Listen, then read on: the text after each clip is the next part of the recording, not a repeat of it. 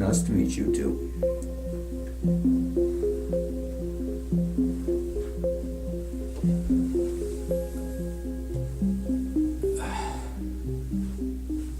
My name is Alexander Smith. I've kept my silence on this issue for a long time. A long time. What I'm about to tell you is something that I haven't even told my children, nor my grandchildren. My own wife doesn't even know what I'm about to tell you. You see, the reason I kept my silence for so long was due to the threats that I got if I exposed my story and if I told what happened, if I told the truth. They wouldn't let me tell the truth, and they're not gonna like this at all. But I couldn't live with myself one more day if I kept it all sealed up. The only way I can live with myself from now on is if I tell the truth about what happened. And I suppose my story starts back in the year 1981. You see, I had a background in the military. I rose up the ranks and eventually I worked for the CIA. I can't give my specific position in the CIA due to the fact that they would know who I am. I realize that most people watching this right now, they're gonna dismiss this. They're gonna think I'm making up a story for attention. I just want to say to everybody who's watching this, that's not me. I wanted to tell the truth for so long.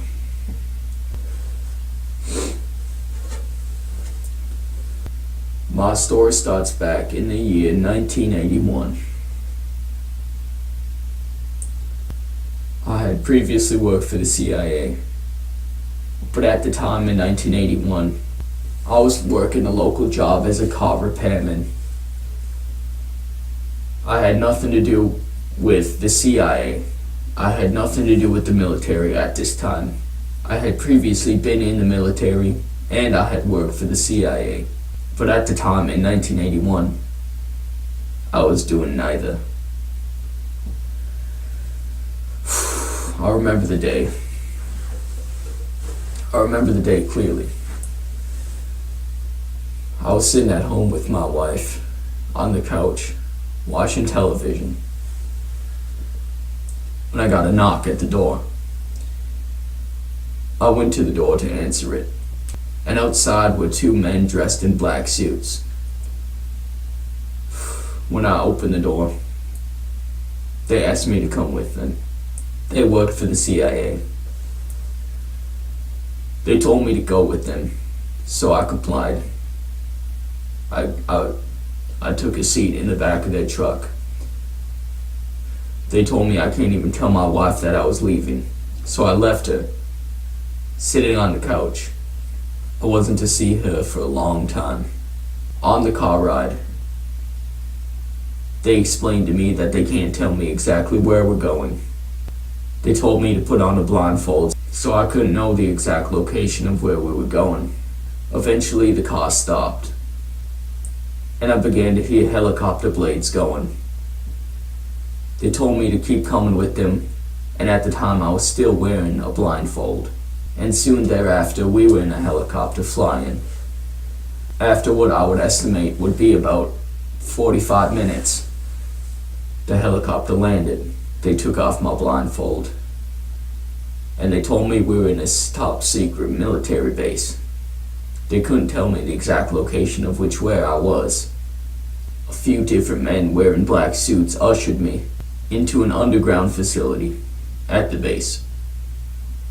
Now remember, I haven't a clue where this base was. They brought me underground. I had to climb down a very long ladder that went deep underground. And eventually we reached the bottom. I looked around and I saw a very long hallway. They told me to come with them down the hallway. Now, having worked for the Central Intelligence Agency I had a little bit of an idea of what we were doing. You see, back when I worked for the CIA, they were telling me about this one project in which they would test the limits of space and time itself. And they were working with top scientists on how to solve some of the biggest issues facing our Earth. I wasn't exactly sure what, but I had remembered that I had previously signed up. Now remind you, this was around 10 years before. I worked for the CIA in the 1970s, and they come get me around 10 years later. After walking down this long hallway, there was a room on the right side. They told me to come into the room, and inside the room I saw this contraption with wires, and it was made of metal. Very big contraption. It was a big cube. Wires sticking out, gauges on the side. I didn't know exactly what to think of it. And I remember clear as day, one of the scientists came up and he told the other men wearing the black suits that they could leave. And they stepped out of the room and closed the door. It was just me and this one scientist inside the room. The scientist, he told me, "This is a time machine." Obviously, I was in shock. Now, I knew the CIA had developed previous technologies before they came out. It's just how it is. The technologies that you're using right now, like smartphones, they were developed around 30 years prior to them actually being released. So you can only imagine what technologies they have right now. Upon that man telling me it was a time machine, he soon told me that I was going to be the first test subject. I was going to be the first one. He told me there was a high probability of me getting hurt or dying, and that I could not opt out. He reminded me of when I signed up as a test subject for advanced technologies. I complied. He had me put on this metal helmet in which there was only a small slit in which I could look out. He said this was to help protect from the radiation involved. I also had to put on this tin suit to also help prevent radiation. He told me the main concern in doing this test was radiation. Now you see, we didn't know exactly what was going to happen. We didn't know if it would work. He sat me in a small room and we had many meetings. I had meetings with various scientists telling me what to expect, telling me what to do during the process of the actual time traveling itself. They told me what to do. They told me to lay still. You see, in the contraption, you had to lay down on your back. And they would pick you up on a stretcher and slide you into this one slot. Inside the slot, it was pitch black once they closed the door to the slot. And I hadn't a clue what was inside of there, what was about to happen to me. After having various meetings about what was going to happen, we decided it was finally time to go through with it. And we were ready for the initial test. I went inside of the machine, as we had previously tested and as we had previously rehearsed. I felt as if I was ready. They told me that if they were ever successful in getting me back, that I could never tell my wife, nor my children, nor my grandchildren, nor nobody. The last thing they want is for me talking to you right now, here today. But I'm going to tell you about my story. So upon being put inside the time machine, it was pitch black and pitch silent. I couldn't hear a thing. Eventually, after about 5 minutes of being inside of there, I started to feel lightheaded. And suddenly, there was flashes of bright light that seemed to be inside my own eyelids. I looked around, laying on my back, and I could see nothing, just white light flashing in my eyes every couple seconds. Eventually, I went unconscious. It was sort of like a fading out. My consciousness sort of faded out, and then I woke up. I was lying on a hospital bed. I thought something had gone wrong with the experiment, and I was still in the year 1981. I looked around, and I was alone in my room. I was alone in this room, and there was a window to my left side. To the left side of the hospital bed, there was a window, and there were drapes on that window, so I couldn't see out it, but I knew it was daytime because there was light peeking in. After looking at the window, I looked right ahead of me, and in front of me was something that I've never seen before. It was a glass screen. It looked as if it was a piece of glass, hovering a couple of inches in front of the wall. Now, I figured this was inside of some sort of military hospital that they had developed advanced technology the public was not aware of. But as I looked around, I saw some things that were very strange, very different, to say the least. I looked to my left side, and sitting next to the hospital bed was a table.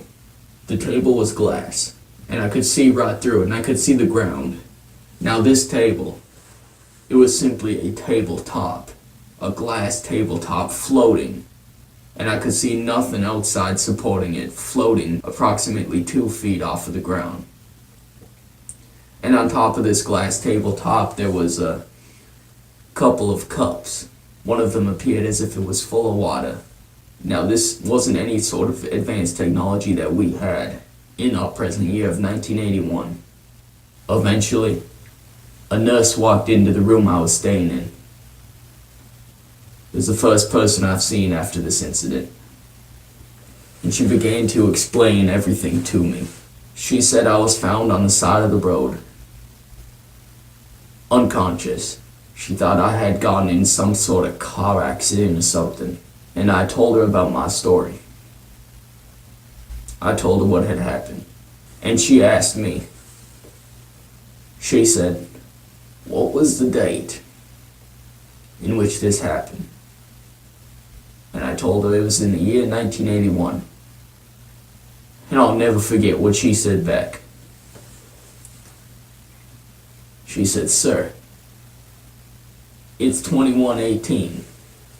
And I said, 2118. I thought she was referencing the military time. But she said, sir, don't you know the year? It's 2118. I didn't believe what she was saying at first. I didn't think this actually worked. But given the circumstances that led up to it,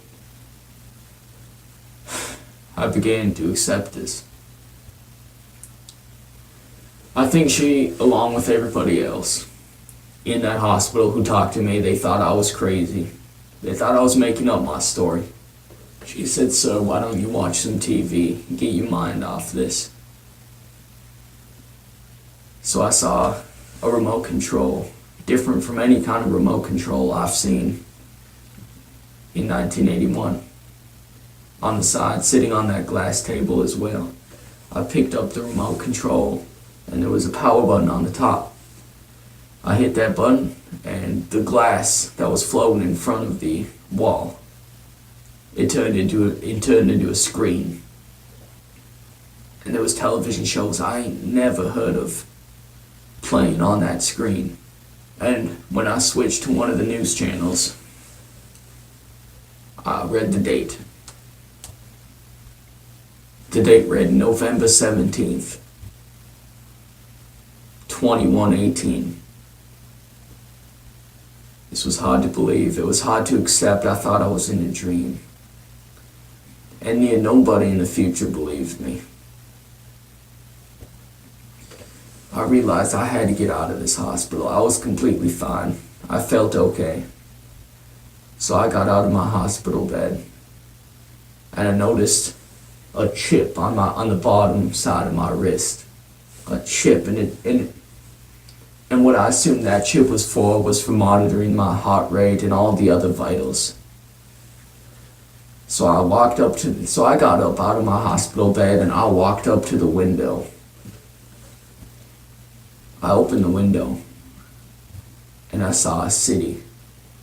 It ain't like any other city I've ever seen before. This city was very large. I saw vehicles flying at the tops of the skyscrapers. I had to leave. I had to see what was going on. At this time, I began to accept my fate. I may never see my wife again. So I walked to the door of that hospital room, and I found that it was unlocked. So I opened the door. I was still wearing the same exact clothes in which I was wearing in the year 1981. I walked out of that room and I walked down a long hallway. I noticed an elevator. And the elevator looked nearly the exact same as the elevators that you see today. The buttons maybe looked a little bit more futuristic. But apart from that, it looked like any standard elevator. I got in that elevator and I hit the button to go to floor 1. Apparently I was on floor 6. I will admit the elevator was quite fast and I was on floor 1 before I knew it. The glass doors of the elevator opened and I saw the lobby of this hospital in which I was in. Nearly everybody appeared to be dressed in white. They were all wearing white clothes and they appeared to be looking at me strangely. I went up to the front desk of this hospital and I asked the lady who was standing there, who was wearing all blue. The patients appeared to be all wearing white clothes, but this lady who was working at the front desk was wearing all blue. And it appeared as if all the other hospital employees were also wearing these blue uniforms. Not like the blue uniforms you'd see in a hospital today. They wore blue long sleeve shirts, blue pants of the same color. And I asked the lady, "Where am I?" And she tells me, "You're in District 508. And I said, "District 508? What does that mean?" And she says, "What do you mean, what does that mean?" "Well, you're in District 508. I began to question everything. Where was I? I went up to the front of the hospital. I went to the front doors, which was sliding glass doors, and they open automatically when I walk through. And I realized I was on the outskirts of the city. This city with buildings I ain't never seen before. And I saw a sign saying District 508. And at the bottom of the sign I read in very small text. It said, District 508 of the Yavis Empire. I realized I was not in the United States. I was in a new place. I didn't know what this Yavis Empire meant. But I knew I had to come home. So I walked around the city a bit. It's a very strange city. I looked above me and I could see buses floating in the sky. I wasn't sure about how any of the technology worked, but I saw buses and cars flying in the sky above me. The streets down low were open. You could walk. Anybody could walk, and it was full of pedestrians and people biking but there was no cars at the base level. All the cars and all the other transportation was above, going in between the skyscrapers. And much of the skyscrapers appeared to be made of glass. They were all very transparent. And they were all very tall. Much taller than any skyscraper you'd see in New York. So I realized I was in the year 2118. I had no clue of where I was, or if I would ever get back to see my family again. In accordance to seeing people walking on the very base level of these streets, which were essentially one giant sidewalk in between all of the buildings in which people could walk on. In accordance to seeing people on these giant sidewalks or streets, I also saw robots. and such robots appeared to be floating a foot or two off the ground. And they appeared to look quite like humans, except they didn't have legs, and they were floating up off the ground. I went up to a random man on the street, and I says to him, "You need to listen to me. I know you're not going to believe what I'm about to tell you, but I'm a time traveler." And he simply says to me, "Okay," as if he hears it every day. And I asks him, "What year was time travel developed?" And he tells me it was developed in the year 2028. 2028, he says. And it says, "No, I'm a time traveler, and I travel from the year 1981. He looks at me strangely and he says, "But they taught me time travel was developed." So both of us were confused. I had to get back. So upon walking around, I went up to one of the robots. And I says, "Excuse me." And it turns around and looks at me. It looked like any other ordinary person, except it didn't have legs and it was floating off the ground. And it turns around and looks at me. And I says, "Excuse me, how can I time travel?" And the robot says, "Well, sir, you need to go to the nearest time travel agency." And I says, "Time travel agency, where can I find that?" And she gave me this little glass tablet type of thing, and it had directions on it. And it was updated in real time as I was walking with it. It had a purple line guiding me to my location, essentially a small nap on a piece of glass, very lightweight. And it also appeared to be scratch resistant. So I followed the line in real time and it brought me down a couple streets. A few blocks away there was this one building, not the biggest building, but still a skyscraper nonetheless. And I read time travel agency across the top of the building. So I went inside this building and there was a man at the counter. I wasn't sure if it was really a man or if it was one of them robots. But the robots, they appeared to talk in the same manner that people do. I couldn't distinguish any one of them robots apart from the people if it weren't for the fact that they were floating a couple feet off the ground and that they didn't have legs. So I asked the man at the front desk of this time travel agency, I says, "I need to travel to the year 1981. And he says, "That'll be $457. The scientists have given me around $50,000 to bring into the future, to bring with me time traveling just in case I would need it." So I gave him my money, not knowing if it would be accepted, if they would accept US dollars in cash. And he slid it into a machine without saying a word, and it appeared as if he took it. He gave me some change back, and it ended up costing me around $6,000. And I asked the man, "Sir, what is the Yavis Empire?" And he says back to me, "It's where you are right now." He said, "You're in a district. How don't you know this? You seem to be dressed differently too." And I didn't think anybody wanted me to tell anybody in the future, but I told him anyway about my situation, how I was a time traveler from the year 1981. He had a skeptical look on his face, but I think he believed me deep down. So I get into a very fancy white and blue type of machine with no windows on it, a white and blue rectangular prism, very large. You could seat maybe 50 people, and I was the only one going into this machine. He brought me up a couple flights of stairs to get into it. And I sat down in it, and it began to shake.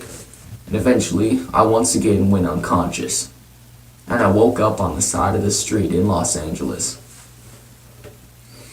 It appeared as if it appeared back in 1981. And I thought it had maybe worked. And I go around and I ask a few homeless people, "What year am I in?" And he tells me 1981, so it appears as if it had worked. You see, the issue here is I lived on the other side of the United States, so So I simply took a flight to get back home. And I was contacted by the Central Intelligence Agency not too long after. And they once again took me from my home, and I could not tell my wife any of this. Asked me all sorts of questions, and I told them everything I knew. You see, I also had a bag with me that I was going to take a camera, and upon other things, food, and anything else I might need. However, the bag was not successful in being teleported, for lack of a better word, into the future. It was only me, my clothes, and everything on my clothes in my pockets, which is where I kept my cash. I told them everything I knew, and I had to swear to them that I would never tell anybody. You see, I couldn't live with myself anymore, and I had to tell people about this. Just so my family and everybody else out there knows the truth. I think the truth is the most important thing, and I want to thank you for listening to my story, because my sole goal from now on is to tell the truth. Whether that truth may be hard to believe for some people, or not. I'm unsure of whether they'll hunt me down and find me. Yes, thank you for having me. It was nice to meet you. Nice to meet you too.